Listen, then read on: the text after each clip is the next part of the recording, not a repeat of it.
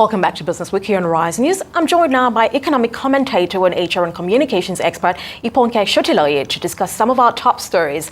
Ikpongke, always a great pleasure to have you on Business Week. Good morning to you. Good to see you. Same here, same here. You know, quite a lot of great developments this week. We almost can't keep up. So let's begin with Nigeria securing $2.5 billion World Bank loan. What do we make of this? This story, I mean, when it came out, I know that every Nigerian is wondering, we're taking another loan. But I think importantly, President Tinubu has made it clear that this is for our growth. And I think that it's been not only is it for our growth, but there have been several conversations in the past year of his government where he has stated that we will need to take hard decisions. I think that for us now is we take this loan, number one, but I think most importantly, what the people are looking to see is, can we see like a roadmap on this loan? People want accountability and people also want transparency. If you recall, just about the time he came into government in May, there was already a clear, outline on what had happened with our borrowing plan. And that borrowing plan had stipulated that there were uncompleted, projects to, over some 1 trillion. The question here is, the Senate sat down and looked at it and said, okay, if you want to take a loan, go ahead. But in the previous government, the loan was sitting at about $7.8 billion. When he reviewed that borrowing plan, the request was for it to go up to $8.6 billion. The question here, as I said earlier, is if we can see what that looks like as to a plan. And I think maybe it would reassure the average Nigerian. If you know, there have been several projects that Nigeria has undergone in the last 10 years. And not many of those projects have we kept to the plan. The Lagos-Ibadan Expressway, the goalpost has changed. The refineries, the goalpost has changed. So, I mean, I think that is what really the average Nigerian is looking to see. Can we see that roadmap? Can we see some level of accountability? I see that President Tinubu has done a bit of that. If you recall, the CBN governor, Mr. Cardoso, had stated that they were going to pay our backlog. FX backlog with the airlines. I like what they did with the communication. They consistently shared what payments they made up until when they got to the $137 billion that had been cleared out. So we would like to see more of that.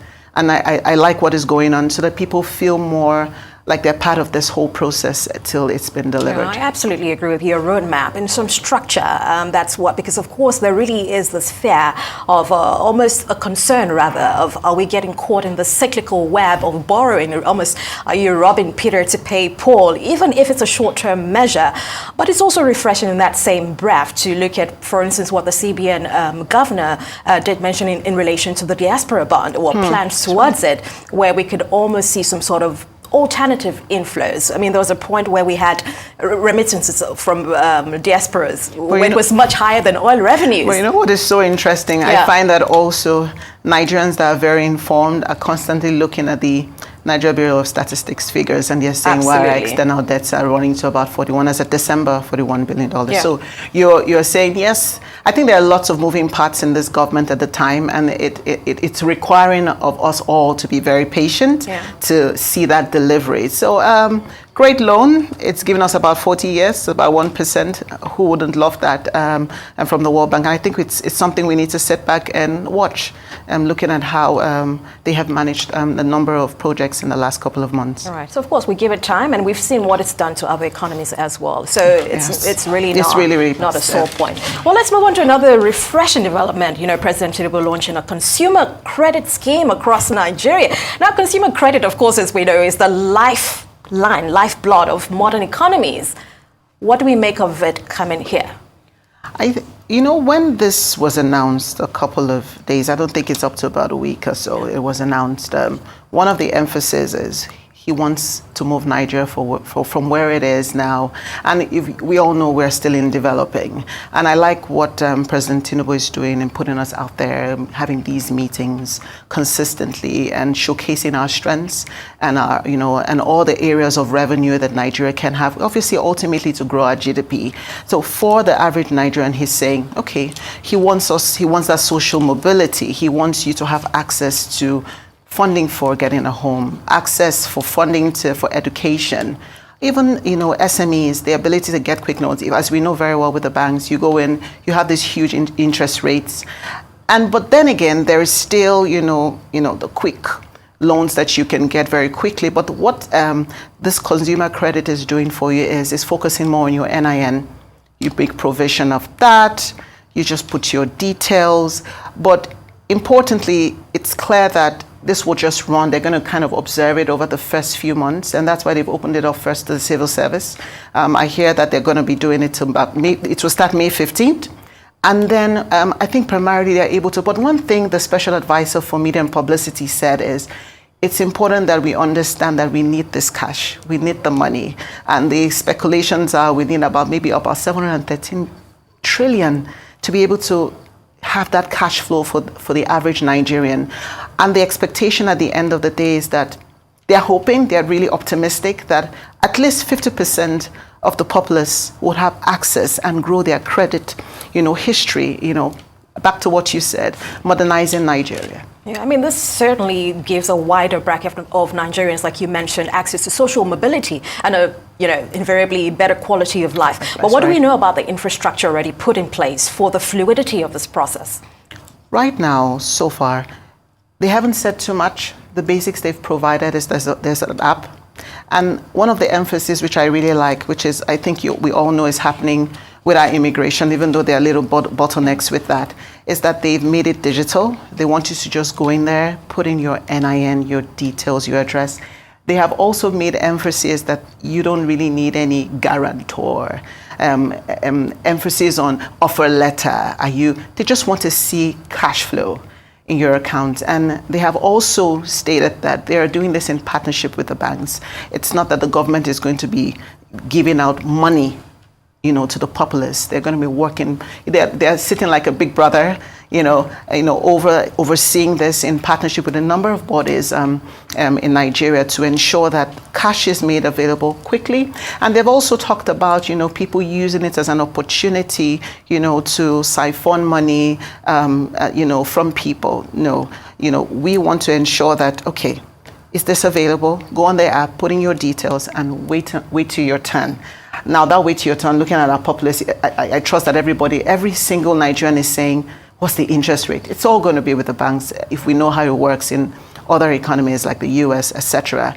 But once this kicks off, May 15th, we're going to see how it pans out and is made available first to the civil service. All right, so there is expectations for us to have some sort of seamlessness and transparency around the entire process. Yes. That's very refreshing to hear, and of course we have to keep our eyes peeled and of course follow up on how this is benefiting Nigerians.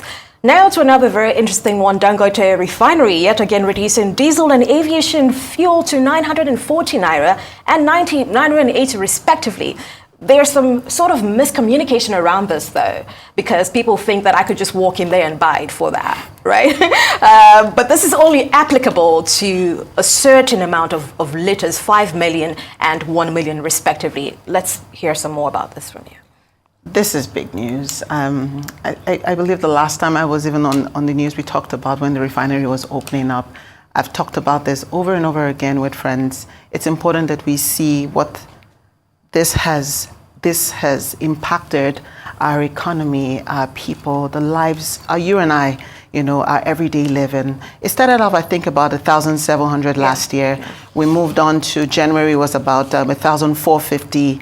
And now we're about 1,000. And now, yes. And I like the engagements they are having with the oil marketers to ensure. And I like also what they are focusing on, which is they want to ease and cushion the pressure on the average Nigerian. There are several things that's going to be obviously pan out from this. Obviously, looking at it over the year, we know there are several factors, that would make this work. There's still the oil price, the global oil price, which could also, fluctuate this. But if we are working with these figures that have been provided and we're able to sell, this is going to impact, production, trucks, the ability to move commodity from different locations in Nigeria is going to affect businesses running on diesel. And as much as many Nigerians think, the big thing is the fuel, diesel is what is the lifeline of every business in Nigeria. I'm looking at even the simple things like the telecoms. They are running their generators. Diesel is going to be definitely what they're using. I know people have come up with different creative ways to manage this. But one of the things, as we all know, that Dangote has made available to us is definitely there are going to be more jobs with this.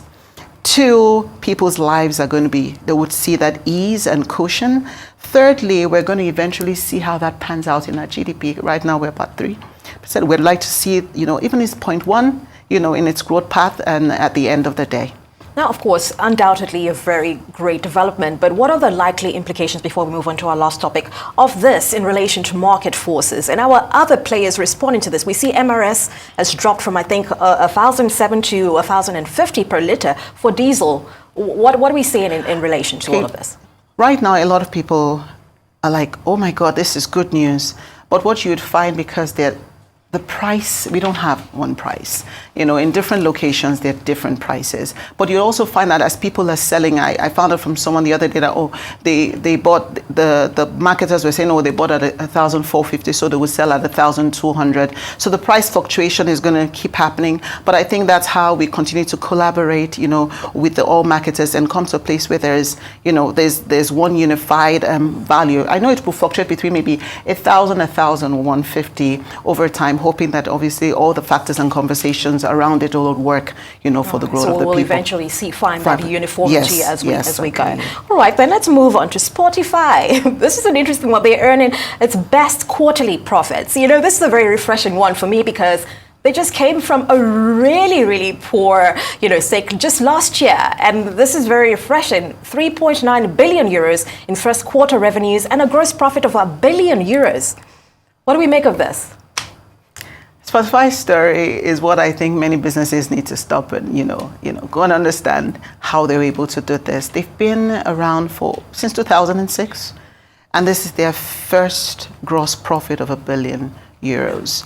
One of the things that we saw in their change in strategy was last year, if you recall, where they started off looking and they've attributed this mainly to their increased subscriber payments. They kind of added just about €1, and of course a number of subscribers complained. They have about 605 million subscribers, but paid subscribers are about 239. These people went ahead and they adjusted their billings, and at the end of the day, eventually we can see what the outcome. But another thing they had emphasized was the cut down. If you remember last year, they cut down 1,500 people. It wasn't really nice to hear. I wondered, at the end of the day, yes, they paid at least 5 months, compensation, but people weren't very happy. And one of the things they mentioned, the CEO, the partners mentioned, was that they felt that they had overlaps of jobs. They had two people or 3 people doing one job, and they needed to be leaner and ensure they are smarter.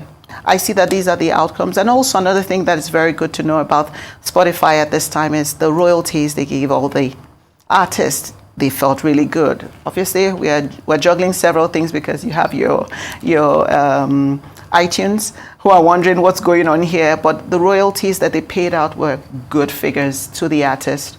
The subscribers paid more, and we saw that, pan out in their revenues and their gross profits. Yeah, this is certainly very great news for them. A lot of people also attribute to Mason Morfitt, the investor who took a stake in it, of course, just last year. It could be, it might not be, but, a good time for him, isn't it, right? Right time to have stepped in there. Ikpongke, it's always a pleasure to have you on here. Many thanks for going through the stories with us, and we'll see you again very soon.